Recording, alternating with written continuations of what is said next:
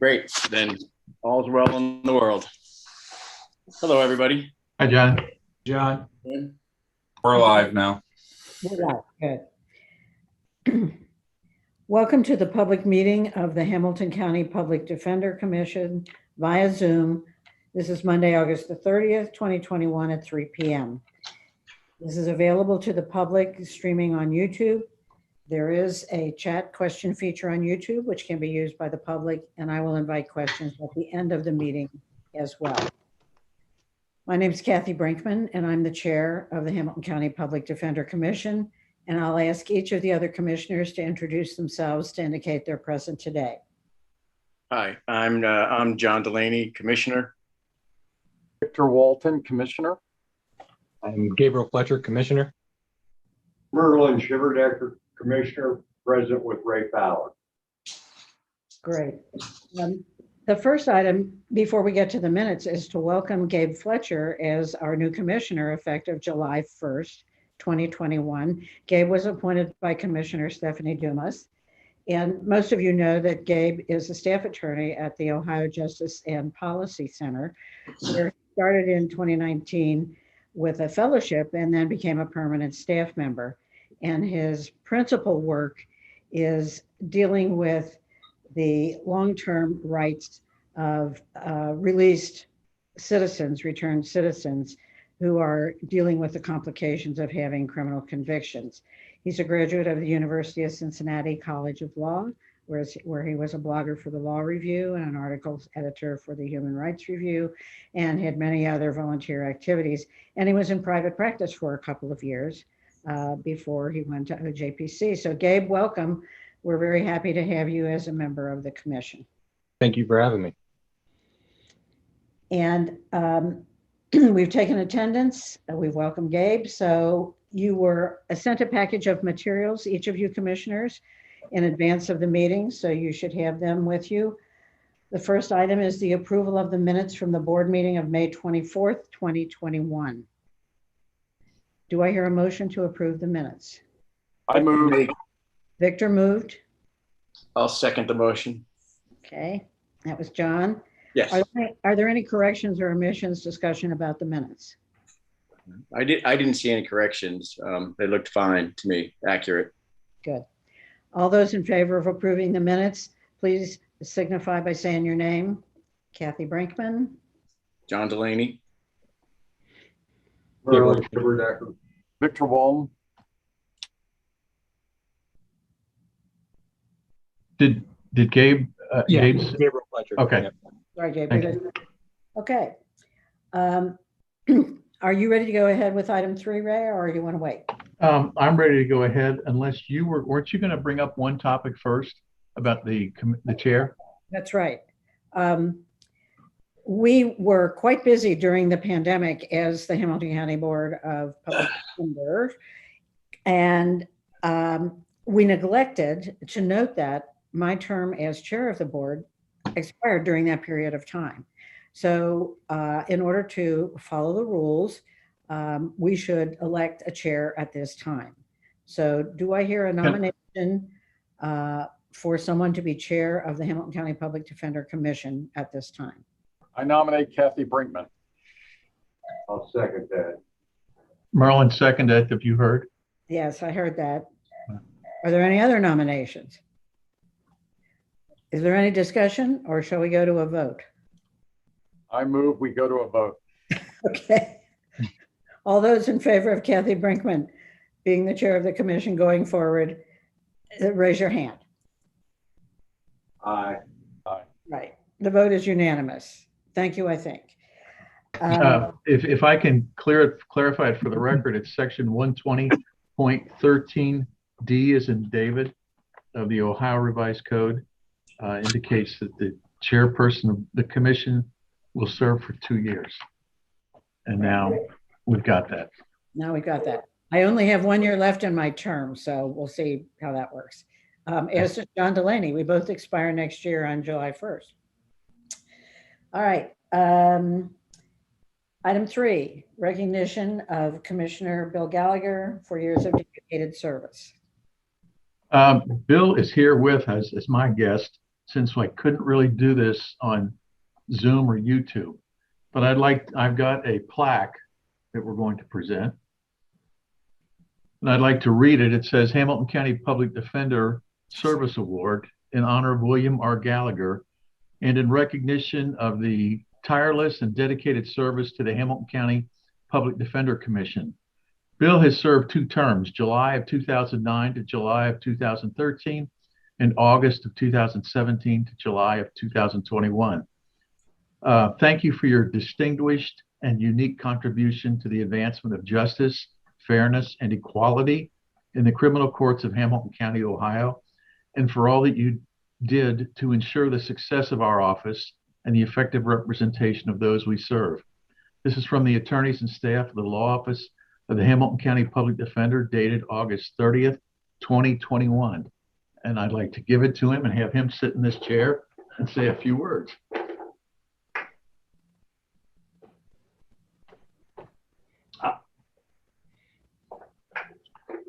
This is really touching. I think those of you who know me know that this office is extremely dear to my heart. I would have been here anyway had I not been invited by Ray. I just would have been on YouTube sending in lots of questions. And so I'm happy to be here on it. But I don't plan on going away. I think there's a lot of work to be done, and I hope I can still find ways to contribute. Friends of the Indigent also will be around to help in every way I can, but I'm really, really, really touched by this. This office is really, really come a long, long way. And I'm looking forward to some of the new goals they're going to set. And hopefully under your direction, they're going to see even greater successes. Thanks. I'd just like to add, Bill, for I'm sure all the commissioners who have worked with you, please don't go away, okay? We want you to stay. So we really respect and value your input, and would hate to lose that. So please stick around. Appreciate it. Thank you. I'm going to claim privilege of chair of the commission and just tell the public a little bit about Bill's service, because in addition to what has been said, I was part of the task force that worked on the state of public defense in Hamilton County and really became friends with Bill and knew Bill through that even more so than I knew. I knew that he had always taken state and federal criminal appointments for years, 25 or 30 years. But that was the group that resulted in the Memorandum of Understanding in 2012 that really ensured that the Public Defender Office was supported with funds and staff and space and equipment and everything else to give it parity with the prosecutor's office and to allow the effective and client-centered representation that was the goal of the office. You know, Bill has really been a leader in bringing this office to the excellent condition that it's in today. And at every step along the way, he has taken a leadership role. So I'm glad that he will continue to be involved as an observer and to carry on the good work that he has done. And as he said, the Friends to the Indigent, which is the main way that we are able to really give high quality trial training to our attorneys, has been invaluable over the years. And Bill also led the effort to greatly improve diversity and inclusion among the attorneys and staff in the office by setting up internships and fellowships and raising the money for them so that we could attract minority candidates who would then be hired on full-time as staff after they graduated successfully and were admitted to the bar. That alone has had a huge impact on the diversity and inclusion in our office and the quality of the services that we're able to provide. And the $200,000 he's raised through the Friends has bought a lot of really good trial training at the best training in the country for our attorneys. Invaluable. Bill, thank you for everything. Thank you. All right. The next item on the agenda is reports. Our first report we'd like to share with the commissioners with every meeting is the staffing update and vacancy report. Part of your packet included the report And to summarize it, we go over all the changes that have occurred since our last meeting, which was May 24th of this year. So in summary, we've had 7 new hires to the office, one additional Gideon's Promise attorney fellowship with Notre Dame. We've had 3 promotions, 4 resignations, a rehire, leaving us overall in the department with 7 vacancies. Also included with the staffing report, we have some biographies and headshots for the 6 new lawyers in the municipal division, and biographies and headshots of the 2 new juvenile division social workers. So those were also included in your packet. And I don't know, Ray, if you want to comment on some of the new hires that we have on board and the training that they're taking part in right now. Sure. We hired these 6 attorneys really last December through Equal Justice Works, the biggest, I guess, clearinghouse, you might say, of people who want to be public defenders. We kept spots open for them as the year went on. So they've all started as a class. They came in, I think it was August the 12th together. And now we've got them, Sammy Silverstein is teaching them in our training program, Sammy and Sean Vicente, and I think Bill comes in and helps with a couple of things. A couple other outside attorneys have come in to help with the training. So they'll be trained as a group. We also have the, I'm sorry, there were 5 of them. One came in from Gideon's Promise from University of Notre Dame. He's here on a fellowship. He will be paid by Notre Dame until he were to pass the bar exam and then be hired as an attorney. And we have the funds for all of them. So end of October, whenever the bar results come out, we should have 6 new staff attorneys ready to go in municipal court. And then we have our 2 social workers in the juvenile division, whom we've added because we're trying to beef up the juvenile workers throughout, or I'm sorry, social workers throughout the office. I think I said juvenile workers or social workers, so I'll stand corrected on that. But in general. Hey, Ray, can you talk a little bit about, we generally have the most vacancies in the felony division.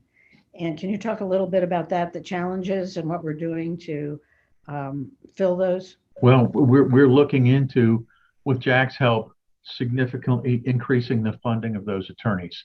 We've lost several people into private practice. And the biggest reason seems to be money. They can just make more money. Obviously, we want to look for people who want to be career public defenders, but economic reality is economic reality. We're comparing our salaries not just to what the prosecutors make, but to what the public defenders make in Cuyahoga and Franklin County. And we're acknowledging the additional difficulty of trying felony cases. So we're working to get all of those spots raised in the felony division. Hey, Ray. Yes. How do we do? I mean, I know when I ran the public defender's office for Northern Kentucky, I always had a lot of attorneys that I had working in district court kind of hungry to move on up to circuit court. How do we do in terms of getting people moving from municipal court up to common pleas? Well, we've had the interest in the past, but now some of the team leaders feel they're doing better, I think, in municipal court in terms of workload. We have a couple positions open in the felony division, the common police division. Mm-hmm. We are recruiting them for those spots nationwide. We've got job postings with NACDL, with NAPD, and with OACDL. And we will bring in someone who wants to wave into Ohio if they're able to.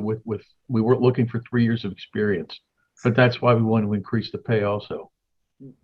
Do we not have people working in the municipal division who want to move up to the felony division?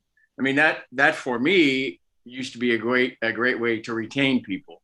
The idea that you could move up to the felony division and we'd get you a little more money when people seem to get a little, I mean, it's kind of a grind working in municipal court. It's kind of a grind working in district court. It's a little less of a, I don't want to use the word it's less of a grind. It's just that you have a little, actually maybe a time to think a little bit more about what you're doing when you move up to felony work. And that was attractive to people and it was a good way to retain people.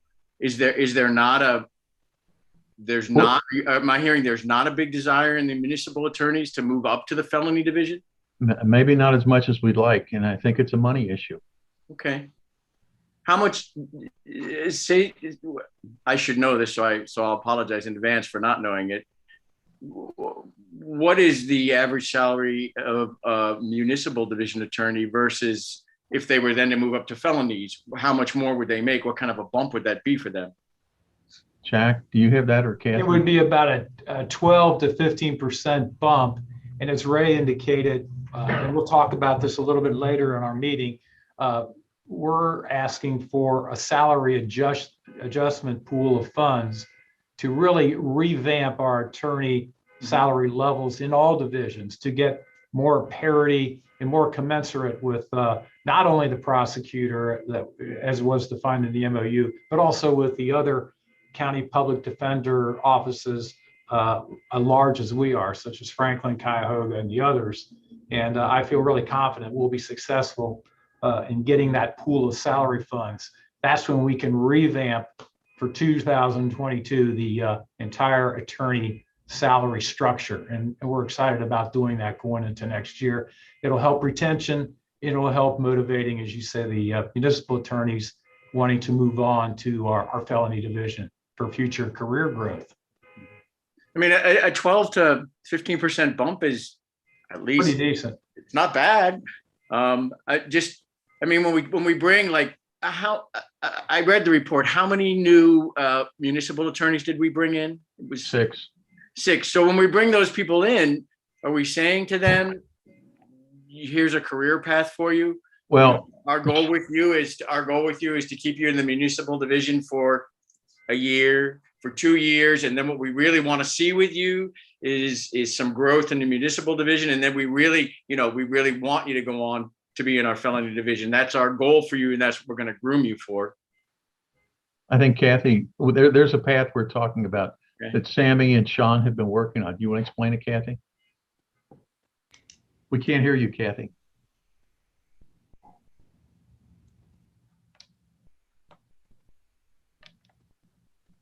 Now? Yes. Okay, sorry. I had to replug in. We are working on writing a lawyer track that lawyers, when they first start, are presented with, involving, like Ray said, Sammy Silverstein, Sean Vicente, and John Kennedy, and Angela Chang, which are the 4 major trial divisions that we have. That's going to have certain benchmarks, expectations, and collaboration between all of those trial directors throughout the year to, report their observations and advocate for someone going to felony trial. And there is going to be an expectation that if you're ready and you're tapped, that you definitely could and should be promoted, whether that be to felony or if you wanted to go to juvenile delinquency. So we are working on that. We started meeting at the end of last year. We have a document. It's not completely done yet. And our next meeting is planned for actually September the 2nd. Kathy, I know one of the things that used to make my district court people kind of hungry to get up in circuit court is what I would always try to do is when I had felony trials going to trial, I would try to make my second chair one of my district court attorneys. And that would oftentimes, when they got in and they were doing a jury trial and they saw how much fun that can be, that would then oftentimes fire those district court attorneys up for getting up into circuit court. Do we do that a lot with our felony attorneys? Do we give them second chair of people from the municipal division? Traditionally, it would be someone from, yes, we Okay. do have second chairs, Okay. a panel attorney, felony attorney. And when we were actually doing a lot of trials, we didn't have a plan to have municipal attorneys, but that is definitely something we're looking at. To be client-centered, though, right now, for instance, if someone does have a client in municipal court and they are also represented in felony, they are collaborating and second chairing. I mean, that was a really successful motivator for me to get people who had been sort of, in the trenches of district court to get them to second chair on a circuit court trial case would make them very hungry to move on up to felony work. Just a suggestion. And Ray, isn't that what the prosecutor's path is? They start in juvenile, then go to municipal, then felony? They switched it from municipal to juvenile, and then I think there's a family law component along the way. And then ultimately common pleas is the new trajectory for the prosecutors. Okay. I think we were beating them too often in juvenile court. They didn't want to start everybody out there.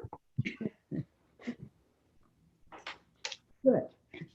We're giving them a challenge. Right. Other questions about the staffing report? Thanks, Jack. All right, our next report, we wanted to share with the commissioners our hiring situation over the past 3 years. So included in your packet, we compiled a listing of our new hires from 2018 to present. And this came from our Paycor software system. So from 2018 to present, we did a EEO report to try to capture some of the EEO categories that the county retains for statistical purposes. So on your report, in that summary report, you can see that we had a total over the past 3 years of 51 new hires, 29% males, 71% females. And as you can see, 37% of those new hires were employees of color. And you can see a breakdown of the job titles. 73% of the new hires over the past 3 years were attorneys, 27% other types of positions. So a key goal for us going forward is to continue this EEO type of number situation and also retain attorneys, hopefully, as we just discussed, through a salary structure adjustment that can keep us competitive with the other offices as well as the prosecutor. So that report's very interesting that we've made some progress there.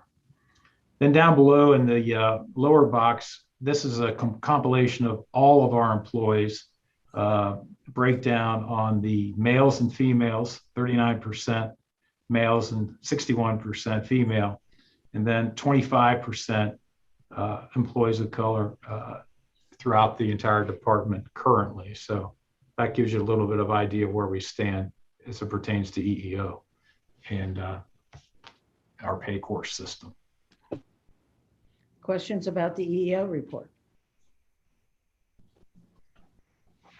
Our next report is the assigned counsel activity, and we run this report each meeting. This activity is through July 31st of this year. We compare to prior year, July 31st. And as you might expect, we've increased the amount of payments and assigned counsel over the past year through the same reporting period. We are up 4.3 million expenditures and assigned counsel when compared last year at the same time, we were at 2.8 million. So reasons for the increase, part of that has to do with our $75 an hour assigned counsel rate up from $60 an hour. That was effective March 1st of this year. That $75 an hour is in compliance with the standard of the state public defender. So we are at the same rate as the state PD at $75 an hour for our assigned counsel going forward. Number of payments, the number of payments are also up over the prior year. So that keeps us in good stead for the assigned counsel. Hey, Jack, tell me about the drug court figures. So drug court seems to be down a little bit, and I don't know if Kathy shed any light on why the drug court might be down as far as assigned counsel. I think internally our staff attorneys handle the lion's share of drug court. Isn't that pretty much the case? That is correct. I cannot currently speak to the change in the drug court numbers. Right. But I know we do handle those with our staff attorneys in-house for the lion's share of those. Okay.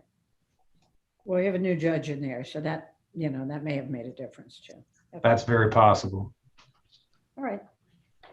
Any more questions about the assigned counsel caseload and payments?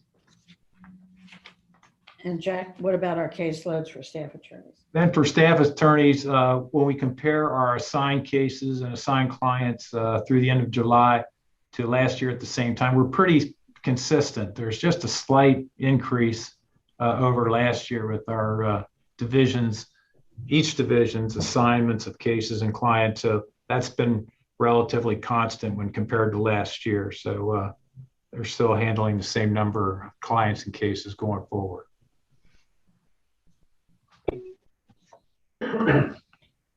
And comparing them to ABA standards, how are we doing? Looks like we're pretty consistent with those numbers, particularly in the felony division as well as other municipal divisions. So we're in pretty good shape there. Yeah, that's a key indicator. Yeah. Right. Good. Any questions about the assigned cases, the caseloads? All right. And how about the budget? So we wanted to share also the 2022 budget request along with the reasoning and justifications. Each year we ask the division managers to come up with their objectives for the next year and also any budget additions they are requesting. So we included a summary sheet along with each division's justification for the needs. And we put those in a priority that you can see on that summary report there. Our first request is from Sean Vicente, our municipal division manager. He's asking for 5 additional attorneys, 1 for each of his teams. In his situation, there's just becoming a time and intensive burden on public defenders mandated to watch all these BWC video footages. And they want to provide a competent and zealous defense for these clients charged. So giving each team an additional attorney will spread the caseload out and allow them to be more efficient and be able to cover what they need to cover with a number of these body-worn camera videos, et cetera. So those 5 positions at $54,000 each, that total request is roughly $270,000 that's being requested. Our juvenile division is requesting 2 additional attorney 3-level attorneys for the adolescent defense team. And that's Angela Chang. They want to seek to provide better outcomes for the youth involved in the juvenile and criminal legal system by developing a specialized holistic representation model for youth facing transfer to adult court and for youth who are transferred to overall adult court. So that total at $65,000 each, that's $130,000 for those 2 attorneys. And then in our executive division, we're looking at attaining a communications and policy specialist. This would be attorney position in the executive division. And we want to better communicate with clients, the family, other stakeholders, community partners, and our staff using traditional methods as well as current and evolving technology. So these functions will include public relations, media content, press releases, conferences, policy development, and implementation. So this position, roughly $62,000 going forward. And then, can I stop you for a minute, Jack? Am I reading that report correctly that all those positions are being funded by the state public defender? Yeah, one of the exciting changes going forward for our entire budget is that the state now will reimburse us 100%. So these requests have a very, very excellent chance of being approved in that the county's budget is not being impacted. We will be reimbursed the lion's share, 100% of all of our expenses. And we've come a long way over the past few years, gaining that 100% reimbursement. So this is exciting for the office going forward. And Tim Young at the State Public Defender supports these budget requests that we've outlined here today. So just educate me a little bit for a minute, Jack. So the State Public Defender has already approved these requests, or he's waiting for the justifications from us, which you've been reading to us and are included in the report. There's an extremely strong likelihood that they're going to be funded by the state, a marginal likelihood.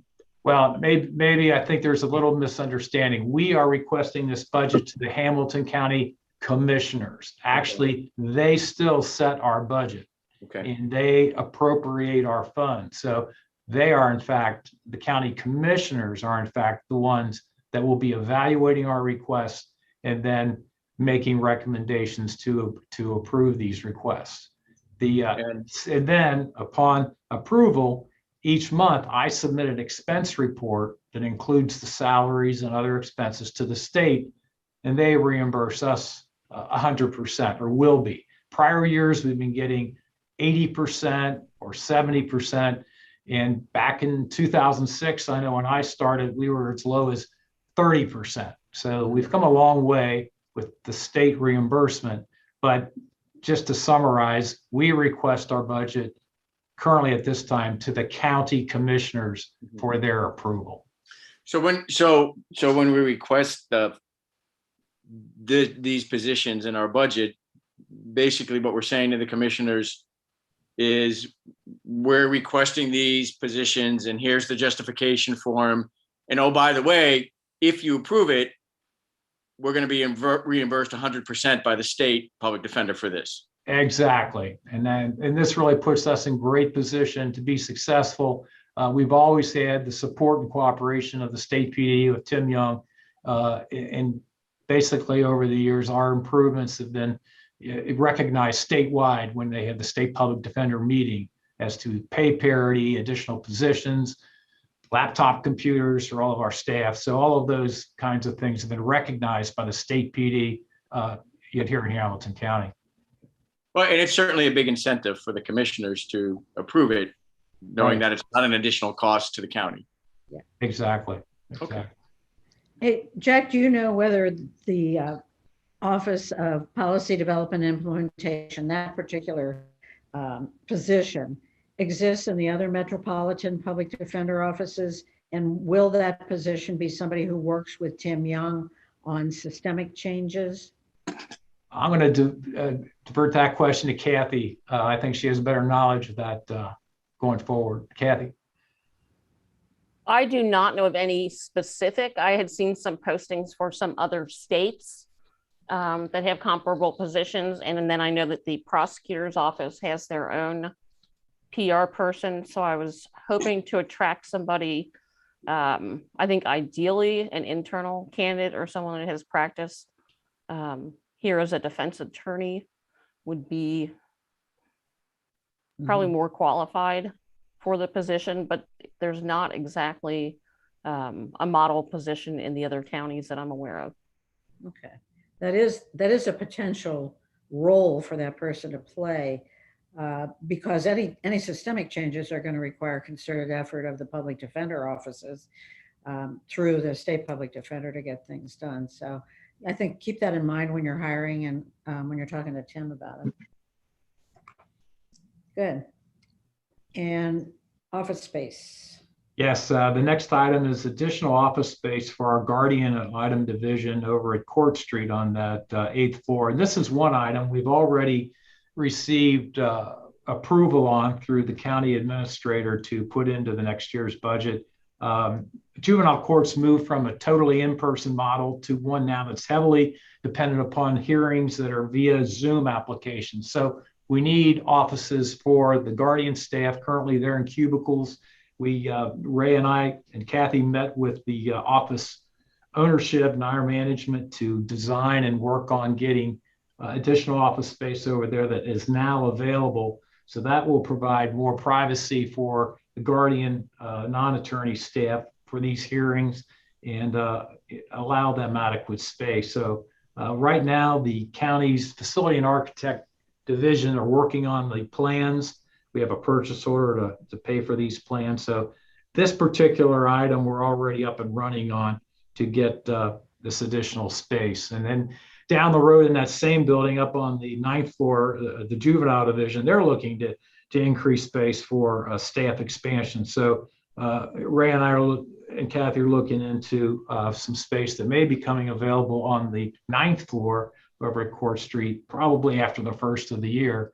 One of the tenants may be giving up part of that space. So we're addressing that office space issue on both floors over at Court Street for the juvenile and guardian divisions. Any Then other? the final request is we're looking at 490,000 on the pool of funds for pay parity and salary adjustments. That'll allow us a lot of leeway to really rework the attorney salary pay ranges for all divisions. So that rounds out our total budget request for 2022 of $1,080,000, which again, totally reimbursed at 100% from the state.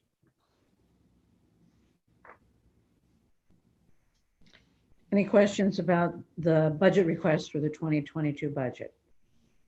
No. Okay. One of the items, Chairman Brinkman, that we'd like to do is just have our commission support these budget requests by just passing a motion here at our meeting today to support these. Do I hear a motion to support the budget recommendations just presented by Mr. Herbert? I move. Second?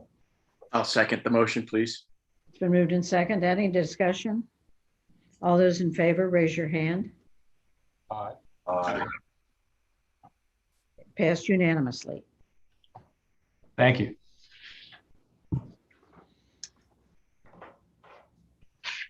Public defender reports. I'm going to add one thing before the start of the agenda. With the position we're trying to fill for the executive division will also involve reaching out to the community. And as an example, on Saturday, August 14th, several of us attended I don't know if you call it a program or a presentation at the Harriet Beecher Stowe House called Stop the Violence. In some ways, it wasn't particularly germane to our work, but it was very important to us because Sandra Oglesby, our office manager, lives in that neighborhood, in that community. And in 2013, in the spring, late winter, spring of 2013, her son was shot and killed. And she has carried that with her all this time. And she's a big supporter of what we do in the office. But she was the featured speaker at this program. And there were a number of young males brought, encouraged to come to see about Stop the Violence. Don't get caught up in this. Carrie Bloom came from juvenile court saying, I want to see you, but I don't want to see you because you're forced to come to court. We talked about how we'll help people, but Sandra made a pretty dramatic presentation and identified herself as part of the public defender office. I was there, Angela Chang was there, but it's something we wanted to be seen at. And at the same time, there was, I think the Black Lives Matter mural was being repainted down in front of City Hall. And Kathy, do you know, Sammy Silverstein went? Do you know who else went down there with her? I only know for sure that Angela and Elizabeth also made their way down there. Oh, that's that right. event apparently went like until 9 o'clock that night, and I'm not sure if we had any other staff there. Okay, Elizabeth Zilberberg is one of our staff attorneys in juvenile. She went. But these are the kinds of things we want to be seen at in the community, and this person will help us do that. So I just wanted you to know that we were there. You at Black Lives Matter this year? The Black Family Reunion, sorry. I'm sorry? Were you at the Black Family Reunion events at all? No, I thought that it was just a parade this year. It wasn't the event down at Sawyer Point. They didn't have the booths and everything this year. Yeah. Did or did not? I don't think they did. No. Right, but I was disappointed. We didn't even hear of it until ahead of time. A woman named Annie Timmons and her husband were the featured leaders of the parade, the marshals. And I've known Annie for like 30 years through the Friars Club. I wish I had known. We certainly would have gone and participated. I don't know how we missed it, but we did, because we've been down at Sawyer Point or wherever it's been, I think since 2013. We always have a booth there at it, but there wasn't one last year. I've sent out the jail population reports, and there's an addendum to that we can explain. Last Monday, the 23rd of August, Kathy and I, Sean, John, Chris Jones, and Sammy went to meet with Sheriff McGuffey for probably over an hour about the jail population. She needs to get that reduced by about 225 people. Was that it, Kathy? So she can close a floor in the jail. It's dangerous in the jail. She said they're short of corrections officers. They're mandating overtime, which is causing morale problems. To try to deal with that, she's created a program where they will offer corrections officers to pay for their training, their peace officer training, in exchange for a commitment to work for the sheriff in the jail division for 4 years. She told me that she talked to Judge Russell and Judge Lubers to see what the court will do. Sean was going to start identifying people, particularly in municipal court, who they might be able to release. The problem is when they have people scheduled in maximum security, they're just not letting them out. But it's a significant problem that the sheriff wants to address, and we're going to be a part of it, addressing it. There are a number of problems with violence in there and resistance from some of the inmates as to what they're supposed to do. And she says this is an issue that has to be dealt with right now. So we took part in that meeting. Is it an issue of cash bail keeping people in awaiting trial? Is that still part of it? It's always to some degree. The bail project, I believe, has hired another person here. It's getting the judges to reconsider. I mean, that's in some ways the biggest problem. But if she reduced that population from, I think it's 1149 down to 225 people, she could close one floor, and that would give her enough manpower to not force everybody to work this overtime. She said that is really causing, under their contract, they're allowed to mandate it. But it's like somebody works a 7 p.m. to 7 a.m. shift, then they're told they got to work till 11 in the morning. She said it's just really difficult for them. Well, I know the prosecutor used to say that he had the power to release them in order to provide safety in the jail. And then the judges pushed back on that. So I'm sure she feels her hands are tied. Right. But we're going to work with her as much as we can in terms of identifying people and trying to get them released. Ray, I have a question. I'm not sure if this reflects it or not, but what percentage of the people in the jail are there because they can't make bond? Or how many are there, what percentage are there because they're actually serving a sentence after conviction sentence has been imposed? Could everybody hear that question? Yeah. Okay. I don't have the numbers, Merlin. Okay. We can double check it. Well, along that same line, my thought process is that I remember years ago, they used to have a work release program. And whether or not it's even the function of us or the commission to go to the judges or the sheriff and suggest that we reinitiate a work release program similar to the CASH program, which is for only OVI offenders. Because I've had several cases where judges, I think, would be more than inclined for people that work. And that can be our clients as well as private practitioner clients to consider letting them have a work release program, which would alleviate, if they're eligible, and the judges did grant it, alleviate part of the jail overcrowding population.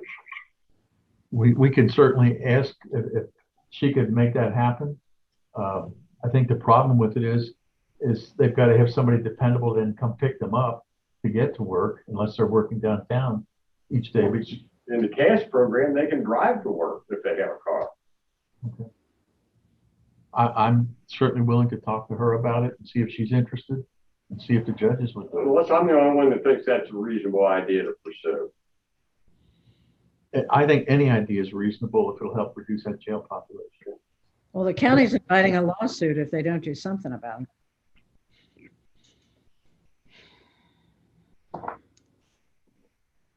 We'll take a look and see what we can do with that. Yeah, okay. Anything else? No, that's it. Okay, okay. On the marijuana expungement effort, I was interviewed by Channel 9, I think 2 weeks ago about this. And we told them, I've talked repeatedly to Sean and Sammy. The city has done nothing to start carrying this out. Scott Heenan got let go from the appellate division of the prosecutor's office. He's been hired by the city. We thought at one time that he was going to take charge of this. They've got their grant. He's been hired, but I think Sean told me the other day there were close to 500 people recently arrested on marijuana related offenses, and close to 450 were African American. He said it's a racial policy. He said nobody else wants to face that, but those were the numbers. And they're arresting them for that, or giving them citations for that, and they haven't done anything to seal these records up, people. She's indicated to me that AFTAB supposedly will do it by one big motion and entry without requiring people to file it on their behalf, but it's getting the city to do something is the problem. Yes. Have you talked to city council members or? Now, we just talked about this last week. We talked at length with the city in February, trying to get them to do something, and I don't know. They've got the money. Why they won't do anything is beyond me. Well, Andrew Garth is the acting solicitor of the law department. Ray, when you say you talked to the city, who did you talk to? Who are we talking about? His name slipped me. It wasn't Garth. It was please. No, it wasn't Horsley. No, it was. I guess it was Garth when he first started. Yeah. Sean and Sammy kind of blamed Tim Horsley for this, but he's not doing anything. This was all. It was a Zoom meeting. We didn't meet in person. So I mean, I don't know if we can, if the mayor would show any interest in this, if we can go back and push somebody. I mean, have we tried things like sending out a letter on the issue to city council as a whole? No. I mean, would that be effective? I mean, is that something that, you could draft a letter under, the head of the public defender's office, right, out the problem. I mean, those numbers are pretty shocking. Those numbers are, how many African Americans are getting arrested of the 500 if 400 and I forget what you said, 452. Close to 450, yeah. Right. I mean, I think a letter from you to the mayor and not just the mayor, but to the members of city council, and sort of detailing the roadblocks we've been running into with this, like, because this has been going on for a while. It might be effective. It might be worthwhile. Or write to Paula Boggs-Muthing. She's the city manager and she's the former city solicitor. Write to her. Well, this might be a good time because Wednesday we're restarting our Fresh Start program in person, where they're going to come down here. So that could be a good time to start this. That we don't have the manpower or enough people to do all that ourselves, but to get them to do something in light of the fact that expungements we're going to start up again. Yeah, I mean, am I hearing that AFTAB is saying if he's elected, he's going to sign a blanket? No. I the way Sammy brought this up was as the clerk of court. He'd be fine with it. Okay. Does he have the authority to do that? Yeah. Okay. All they have to do is file the paperwork. They've got the money. They've been approved for the program. They got the position over at the city solicitor's office at the law department. Well, I mean, it might, I don't know. I mean, maybe city council could put a little heat on AFTAB to go ahead and do it. We can't. They're not filing them. No, it's the city's not doing it. We don't have all the data. We don't know where Yeah. We can't identify all the people that just have that, whereas they can. We don't know how good these addresses are. Okay. But it's something that we could suggest they start and file it. I don't know if the judges, AFTAB could do it just as cleaning up his records, maybe, and the clerks. I don't know. There's no task force or anything working on this, a group of everybody involved? Not to my knowledge. It's the city's got the money. The city's been sitting on it. I mean, I just know sometimes it's not a bad idea. Who's ever sitting on it to go one level above them. Right. And Right. let that person know, who's Uh, ever above that person sitting on it, that, hey, they're sitting on it. And maybe give them a push. Well, I can say I do know that some conversations have been taking place around that, but of course, like everyone here has been saying, that there has been no real movement on it. I know one of the things that the city was looking to do was, in part, almost try to find the perfect set of individuals to file any sort of motion for, which, I mean, you're not going to find, or that's going to be a very small list. And I know what I heard, I just wasn't very comfortable with the idea of leaving out other people who may have more complications involved than just being a simple, you only have this charge, let's work with you, and then try to come back around and do another group of individuals when I don't want those individuals to be left out. So that may be something that outside of later on that we end up having to connect on, Ray, as I'm hearing things and talk about that. Yeah. Well, they're not going to find many people who have nothing but that alone. Right. Yeah. Right. Yeah, that's Maybe 7 or 8. yeah. Yeah. I'm sorry, John, I didn't hear you. I said maybe 7 or 8. Oh. Yeah. Well, what's Well, the- we'll see some Why- starting.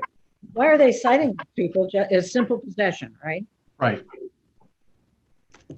But if they find some other reason to arrest, they arrest. Yeah. But those were the numbers Sean just came up with the other day when we were talking about these things. When you get these numbers, I know obviously you probably can't pull the neighborhoods out of where these are being cited, can you? We could. I mean, But see, the city could do I'm this. just The also city curious. on its own could do this because they've got all that data. Yeah. Yeah. We don't. Like I said, they got the money to do this. They created the problem. It's time for them to solve it. But if we have to push them, we'll push them. Because I know some of the issue also is just finding ways around record sealing, just law in general, from mechanisms that someone has to file a motion on their own versus the city just being able to bring one stack of papers on everyone's behalf. And that could potentially be turning these charges into dismissals and then potentially trying to do it that way. There's just sort of a lot of red tape to try to either cut through or figure a way around. Yeah. And then you still don't get it sealed out of any public database. Yeah. And while we're waiting, they're arresting more people for simple possession, Right. Or charging them, right? charging, citing them. Be sure to report to us next time on that, what progress we've made, will you? Okay, And if we can do anything to help, or if I can do anything to help, let me know. okay. The next thing is the protest cases. Sammy said there were like maybe 3 or 4 left. She had one dismissed last week, but these involve some other things, some trespass or some other things besides just the failure to disperse for the protest cases. And Sean said they're getting them expunged. Sean and Sammy seem to be taking care of these. That's great. Wonderful. The jury trials have resumed. I think we had 3 in municipal court and won 2 of them. There were 3 in common police court and 1. We had a loss on 1 that we were involved in. I don't know if they're slowing down now because COVID again, but they have resumed in all courtrooms, and they were not using the special rooms. They were just using the judge's own courtrooms.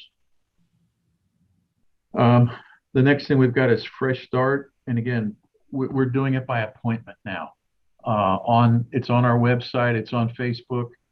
We've got flyers out in the community. People will call in on the morning of the Fresh Start, the first or third Wednesday, and we're going to schedule in 4 people every 20 minutes. Is that what it is, Kathy? So we'll have them come upstairs. We've got areas set up where they'll meet with people. Some people have a lot of paper to sign to get everything sealed. We've set up an electronic signature now, so they're only going to have to sign one, and that will be populated in all of their pleadings. Our notaries are going to be able to do it the same way.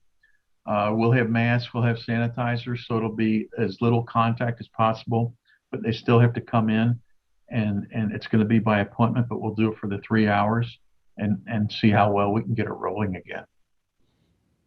I actually have a quick Fresh Start, if that's all right. Sure.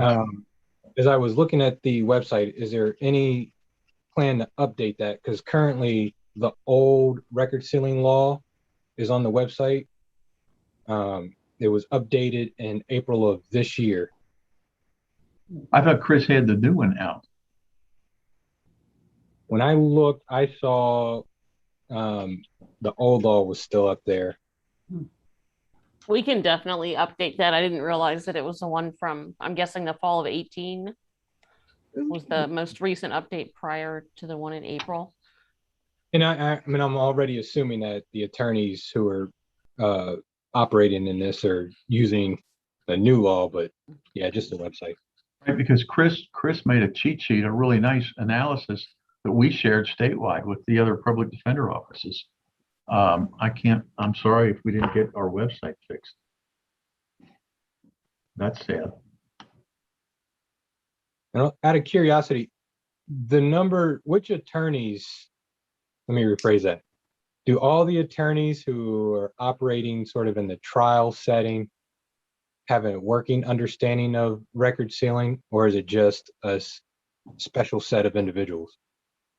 We're going to rotate as many of the trial attorneys as we can through it. They will examine people's records to determine if they're eligible or not. I come up there, I always go to these. I'll take a look at them if they think there's not somebody eligible. Chris Jones is there from our appellate division. She'll double check any of them.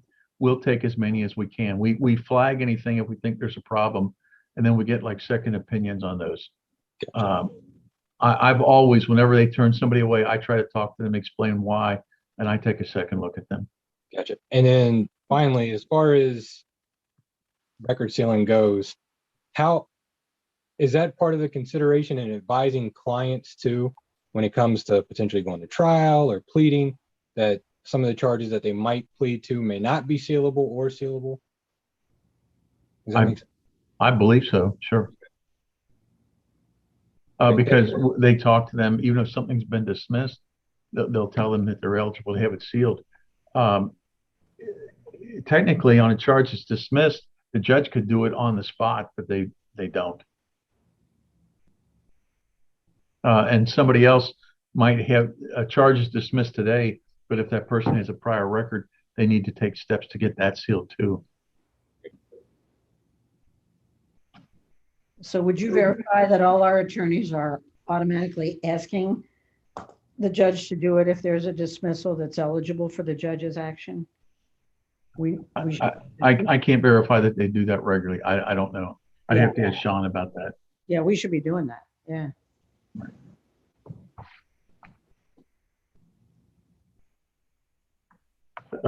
That's all. Would the judges be just, Kathy, Ray, based on your experience, I mean, would the judges be adverse to doing that? I mean, is it as simple as asking them to do it and then going, oh, yeah, you're right, I can do that? Or if for some reason, are they adverse to doing that for people? I would say some of the judges will and do grant them when they're made orally at whatever conclusion of the proceedings. Mm-hmm. Others want to revisit the affidavit of indigency, hear from the prosecutors if it is like a dismissal for one of prosecution, and it's still within a refilable amount of time. We often get objections from the prosecutors and get stalled that way. Yeah. So I mean, but that's what I was hearing. So, I mean, the judges are, some of them are not going to do this just because, Right. I mean, it doesn't hurt to ask, but there Right. are a percentage of them that are going to be like, no, basically put up roadblocks to doing it, right? Right. I mean, technically, the statute says, Totally discretionary on their part. well, technically, the statute said the person's been rehabilitated to the satisfaction of the court, or there's nothing else pending. So they can play games if they want to with that. Okay. I'm just curious. That's all. I mean, we used to ask a lot of things and everybody would just smirk knowing that that particular judge was never going to grant it. Kathy's going to handle the next two parts of the presentation. So the Diversity, Equity, and Inclusion Committee has continued to meet mostly virtually because it was started basically during COVID, and we've just continued to do that. We've been focusing on, Ray talked about some of the community outreach, the Stop the Violence event at the Harriet Beecher Stowe house, and then the Black Lives Matter mural. I think it was considered a block party. The men's group got together, which is a subgroup, an employee resource group, and went to Rume on July the 5th and manned kind of a booth. That was our Rume, technically a holiday, not a business day, because the 4th was on that Sunday. And they just handed out water, snacks, and most importantly, we're able to give a lot of information, I think, to some of the people that were being arraigned, to their families, and then to help people as they were released from the Justice Center that day. We partner with and attend a monthly event with the Office of Reentry. And while Fresh Start Clinic has not been up and running, we have been getting and doing expungements for people, or at least being able to advise them if they would be eligible or not. We've gotten people's warrants recalled. But I think we've been able to help a lot of people just by being present at those events. In October, we're going to focus a little bit on wellness and self-care. I know that a large portion of the women's employee resource group are going to run the or walk the Queen Bee 4-miler at the Flying Pig event. And then we have some other people that I'm hoping to get signed up to walk or just be present on behalf of the office. We do have the External Advisory Council that was recommended in our COHER report in place, and they had their second meeting. And I think that we will get the charter agreement for them finalized at our next meeting, which is October 1st. They are helping us write kind of like a handbook in plain language to give out to our clients that explains the whole process, which I think we could do a better job with. And they're also going to help us to identify more community outreach opportunities and partnerships. You know, should we be taking the Fresh Start Clinic out into the community if COVID continues to subside and we decide it's safe? And if we're doing that, where should we be doing that so that we have the greatest impact? The next item, and I know that Mr. Fletcher is a new commissioner. We are overhauling and redoing our website, which is exciting because it is very out of date and difficult to manage the content. We met most recently back on July the 6th with our vendor Pixels and Dots. We do have a preliminary design that is pretty neat, and it's going to be a lot more client friendly, and we're going to be able to update content. We're going to have at least 3 people here that should be able to update it and are going to be trained in the new program. So look for that soon. We're supposed to have a better mobile site, and I'm hoping that we should be able to get that done no later than the end of September. And that's it for me.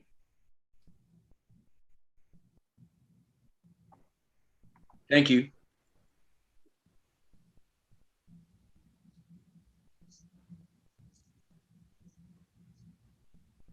Kathy Brinkman. Oh, I was just checking to see how we were listed on the website. And Gabe, do you want your personal email address on there? It's at gmail.com. Yeah, it's the, It's think it a, was it's OJ. gfletcherpdc@gmail.com. Yeah. Yeah. Yeah. All right. Good. I just wanted to be sure. It looks odd to see at gmail.com for somebody like OJPC.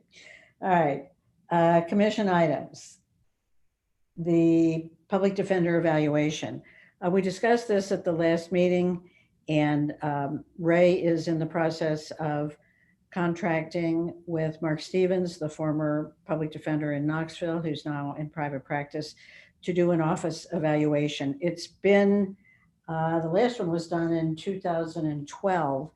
And this is an evaluation of the whole office, an assessment of the whole office, not just the public defender, chief public defender himself, but the public defender office, to help the commission and the office staff going forward to be strategic in how we improve, to make sure we are honoring our mission and diversity and inclusion and client-centered services and everything that's important to us. So where does that stand? I think you've been talking to him. Is that right, Ray?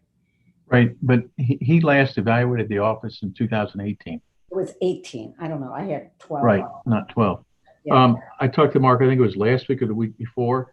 He's more than willing to do it. He said he's not available though until November 1st. He's trying a murder case in private practice in October, and he's pretty busy with that. But he said once November 1st gets here, he should be able to complete it by the end of the year, calendar year. So I guess that he'd be getting it to us sometime in January. Great. I don't think that's a problem. Do you, Kathy? No, I don't. think that's a bad timeline. I don't think it is. No, I think it's acceptable. Totally acceptable. But repeat, how much do you want? You want him just to update what he did the last time, or? Yeah, whatever you and he decide is appropriate to, I mean, he can update it, but then add to it whatever he thinks we need to know. Okay. To do our job as the commissioners and you to do your job as the chief defender. Okay. Well, I think that we should also, we have a new commissioner. I think if we're going to do this evaluation, I think we should invite the commissioners to submit to Mark any specific areas not just updated. I think as commissioners, if we're going to get the evaluation done, we should as commissioners submit to Mark any areas of concern or any areas in particular in the public defender's office that we want him to take a look at.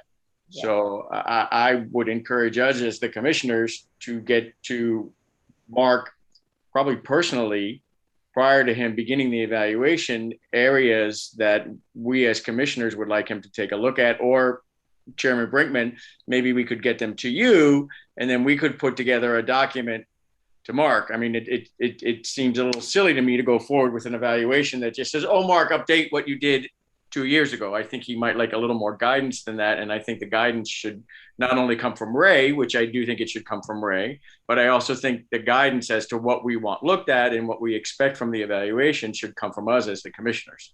Yeah. Well, I expect, as it was in 2018, one of the first things he does is not only talk to the staff leadership, but to talk to the commissioners about what areas he should especially be looking at. So I'm sure that will help, but we can do it in advance of that. I can send that.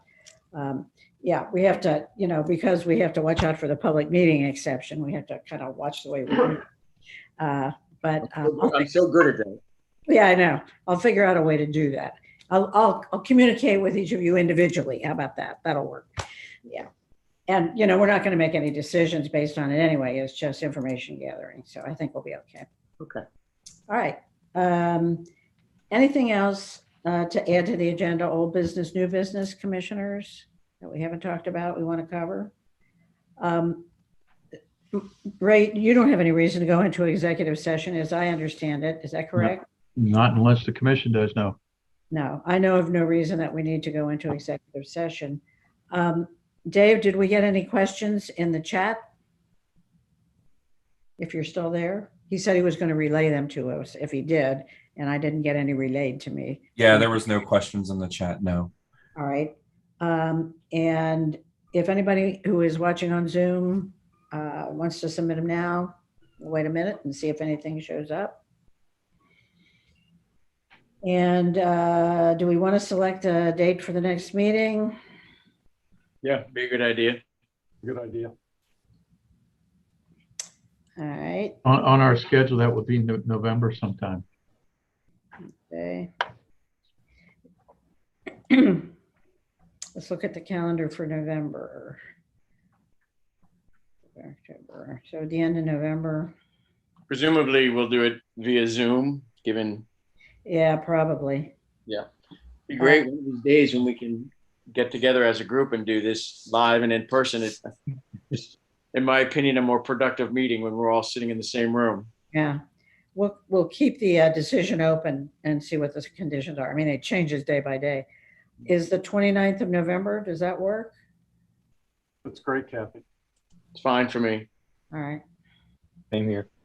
Let's put it on our- Merlin said that's good for him. Good. All right, let's put it on our calendars.